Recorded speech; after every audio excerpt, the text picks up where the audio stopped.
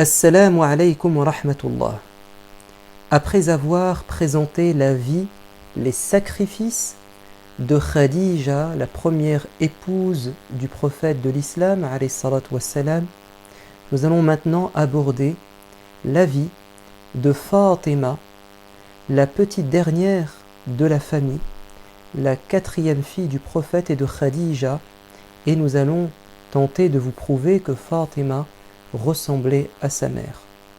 D'ailleurs, le prophète alayhi salatu wassalam a compté sa fille et sa femme Khadija comme faisant partie des 4 grandes femmes qui ont atteint la perfection dans la foi, dans le caractère, dans la piété. Alors Fatima, comme je vous le disais, c'est la cadette, donc la dernière des filles. Elle a 3 grandes sœurs. Elle a Zainab, elle a Ruqayya, Kalthum, et puis ensuite vient Fatima. Son surnom c'est Az-Zahra, c'est-à-dire celle qui est ravissante, qui est belle. Elle avait une peau assez blanche, avec une teinte rosée au niveau de ses joues. Et elle est née quand le prophète alayhi salatu wassalam avait 35 ans, c'est-à-dire 5 ans avant la révélation. Ce qui signifie qu'elle va avoir la chance de vivre toute jeune auprès de son père quand il était prophète. Elle l'a connu en fait véritablement en tant que prophète. Et ça c'est quand même une chance pour elle. Et puis la deuxième chance, c'est qu'elle va rester aux côtés de son père et de sa mère pendant toute la période de la prédication à la Mecque, tandis que ses grandes sœurs vont se marier ou se fiancer, et elles ne vont pas partager autant de choses que Fatima avec son père. Fatima, elle a été non seulement témoin de la prédication du prophète, de la da'wa, mais en plus elle a été complice et voire même parfois elle a joué un rôle d'actrice dans les événements. Nous allons dans un premier temps expliquer la relation forte qui existait entre elle et son père. Tout d'abord, Fatima, nous la voyons à plusieurs reprises prendre la défense de son père quand ce dernier était attaqué, violenté, agressé par ses ennemis à la Mecque. Prenons quelques exemples. Les polythéistes de la Mecque, les plus puissants, étaient à côté de la Kaaba et ils regardaient le prophète en train de faire la prière avec un regard plein de colère, et ils vont dire: qui peut lui faire du mal, qui peut nous venger? Et Uqba ibn Abi Mu'ayt va se désigner pour attaquer le prophète pendant qu'il était en train de prier. Il va venir par derrière et il va l'étrangler avec son vêtement au point que le prophète va presque perdre connaissance et tomber sur le sol. Et Fatima a vu cela et elle a hurlé, elle a appelé au secours, et c'est Abu Bakr as-Siddiq qui va venir pousser l'agresseur, et il va dire aux autres qui étaient en train de rire: comment osez-vous faire du mal à un homme qui vous appelle à adorer un Dieu unique? Il vous appelle à quelque chose de bon, à la religion de votre ancêtre Ibrahim ou Ismaïl. Et ce qu'on vont faire ces gens méchants, c'est qu'ils vont se jeter sur Abu Bakr et le rouer de coups. À une deuxième reprise, le prophète était en train de prier, et le même Uqba ibn Mu'ayt, qui a été motivé par Abu Jahl à faire du mal au prophète, va prendre les abats, les entrailles d'un chameau qui était mort, un cadavre, dans la décharge publique, et il va attendre que le prophète soit prosterné pour déverser sur lui ces immondices en putréfaction. Et c'est Fatima, une nouvelle fois, qui va venir retirer ces choses et essuyer son père en pleurant. Et le prophète va lui dire: calme-toi ma fille, ne t'inquiète pas, un jour notre religion aura le dessus, nous serons un jour puissants. Elle prenait soin de son père, notamment lorsque celui-ci revenait de ses matinées ou de ces journées où il tentait de transmettre la parole de Dieu. Et quand il rentrait à la maison, il avait souvent de la terre, de la poussière sur lui, parce que ses détracteurs, ses ennemis le suivaient et lui jetaient de la poussière, de la terre pour qu'il s'en aille. Et elle le nettoyait. Et Fatima va s'occuper de son père comme s'il s'agissait d'une mère, quand Khadija va décéder. Alors Fatima va subir les 3 ans d'embargo où le prophète et ses alliés ont été mis en quarantaine, un peu en dehors de la Mecque. Ils vont souffrir pendant ces 3 ans. Khadija va mourir et Fatima, qui était la fille qui restait à la maison, elle a pris soin de son père. C'est comme si elle avait remplacé sa mère et c'est pour ça qu'on l'appelait, on lui donnait comme surnom la mère de son père, c'est-à-dire celle qui s'est occupée de son père comme si elle était une maman. Elle était aussi la confidente du prophète alayhi salatu wassalam, autrement dit, il lui livrait des secrets, il discutait avec elle, il lui faisait une pleine confiance. Lorsqu'elle avait 28 ans, le prophète bien-aimé était malade, fort malade. C'était la maladie qui allait conduire à sa mort. Elle rentre un jour dans la pièce de Aïcha où le prophète était en convalescence et le prophète va lui dire de s'approcher et il va lui glisser quelques mots dans l'oreille, ce qui va la faire pleurer. Puis il va lui demander de s'approcher de nouveau et il va lui chuchoter quelques paroles dans l'autre oreille ou dans la même oreille jusqu'à la faire sourire. Et Aïcha va dire « Ya Fatima, qu'est-ce qui s'est passé? Dis-moi ce qu'il t'a raconté. Pourquoi tu as pleuré et ensuite tu as ri ?» Et Fatima de répondre « je ne livrerai pas ou je ne dévoilerai pas le secret de mon père tant qu'il est vivant. » Et quand le prophète va décéder, Fatima dira à Aïcha « Oh Aïcha, la première fois le prophète m'a dit qu'il allait mourir et j'ai pleuré. Et la seconde fois, il m'a dit tu seras la princesse des femmes au paradis. » Et ça, évidemment, ça m'a fait plaisir et j'ai rigolé. Également, Fatima, on voit à quel point elle aimait son père et elle était fort attachée à lui par rapport à la tristesse qu'elle va exprimer lorsque son père va décéder. Lorsqu'elle rentre, il était en train de lâcher ses derniers souffles, elle va dire « Oh papa, tu souffres beaucoup ». Et le prophète va lui dire « Je ne souffrirai pas après ce jour. Ne t'inquiète pas, après ce jour, tout va bien se passer. C'est-à-dire, je serai au paradis. » Et quand ils vont l'enterrer, alors il y avait Anas ibn Malik qui a fait partie de ceux qui vont enterrer le prophète, son serviteur. Lorsqu'il va revenir, Fatima va lui dire « Comment avez-vous osé jeter de la terre sur le prophète alayhi salatu wassalam, sur mon père, sur le messager de Dieu ?» C'était une manière de dire « je l'aime beaucoup et je ne supporte pas qu'on jette de la terre sur lui », alors que c'était ce qu'il fallait faire évidemment. Et elle va chanter ces vers de poésie parce qu'elle voulait exprimer son chagrin. Elle va dire « Ô mon père, toi qui as répondu à l'appel de son Seigneur, ô mon père, le plus haut jardin du paradis est désormais ta demeure. Ô mon père, c'est à Jibril que nous annonçons ta mort. » Également, nous voyons la relation forte entre père et fille à travers l'accueil que le prophète bien-aimé réservait à sa fille lorsque celle-ci venait lui rendre visite. Il se levait, il l'embrassait, sur le front entre ses yeux, il lui cédait sa place.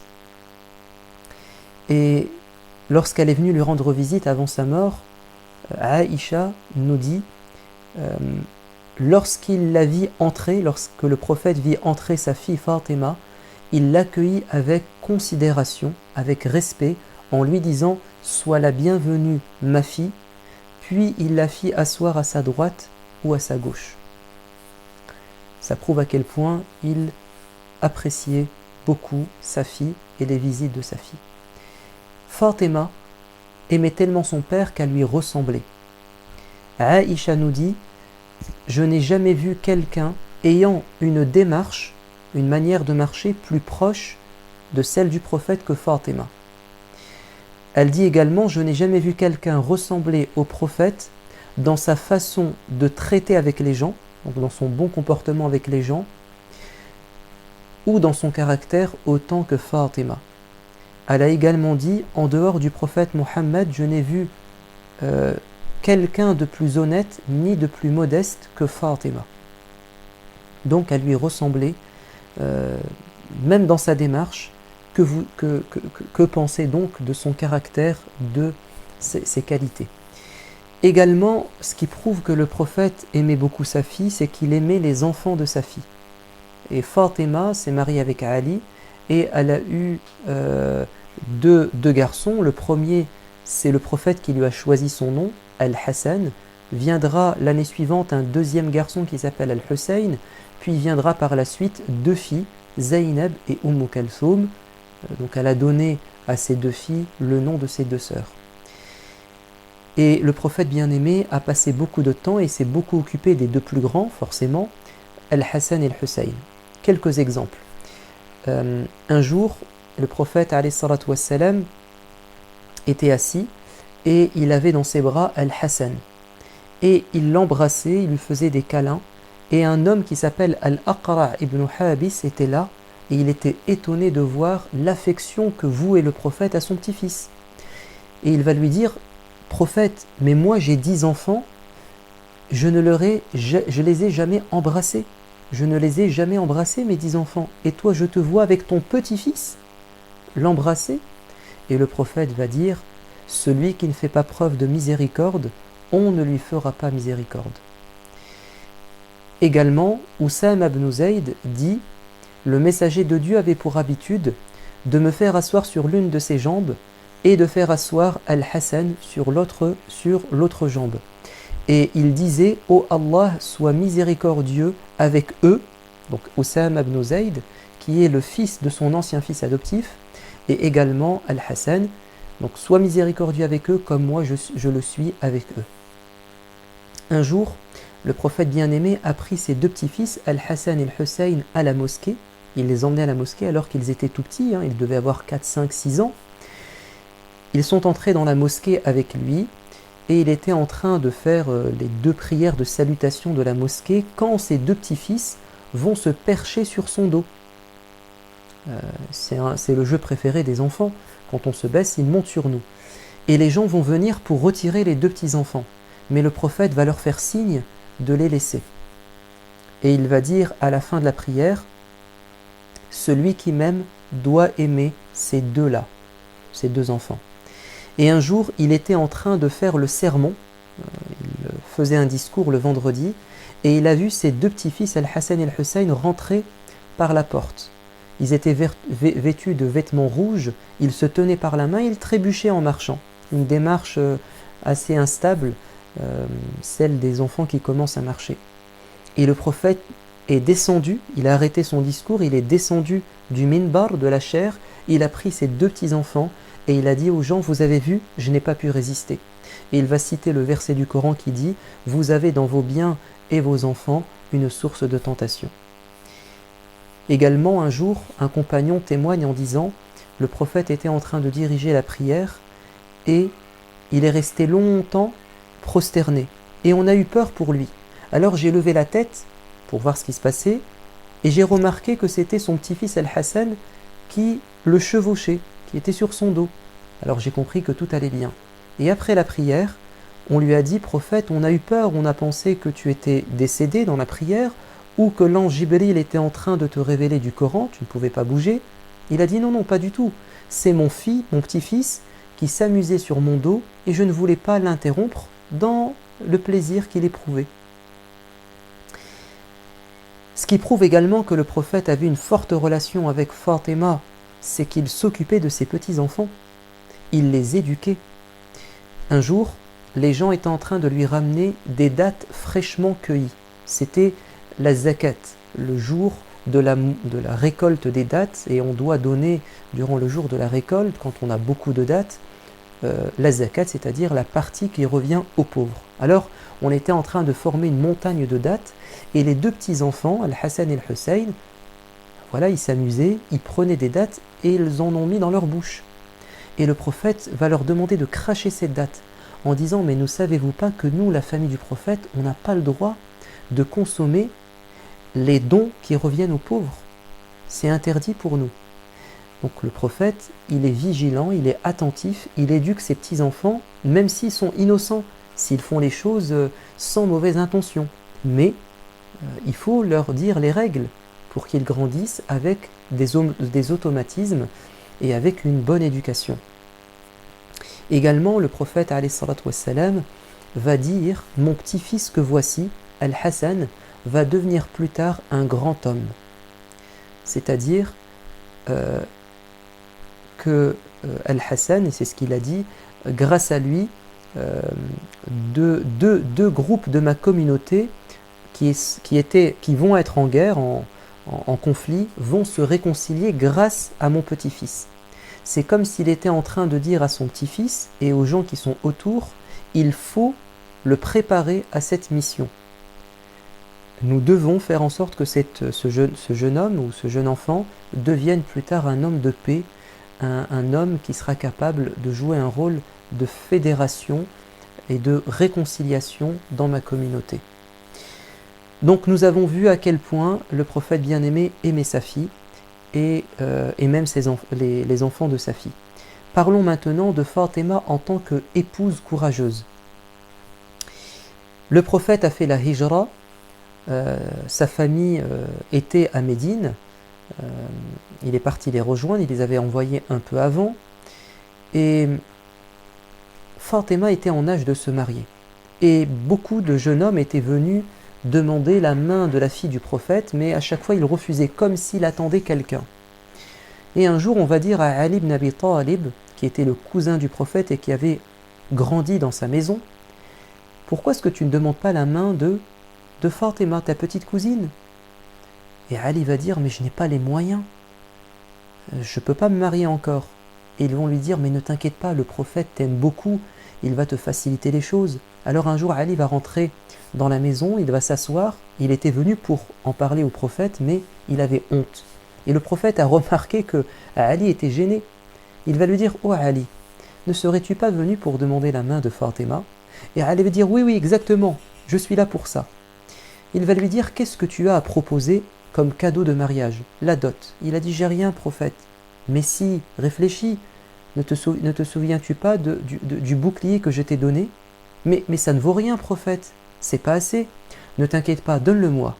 Il va le vendre et il va demander à Bilal d'aller acheter de la nourriture pour préparer le mariage.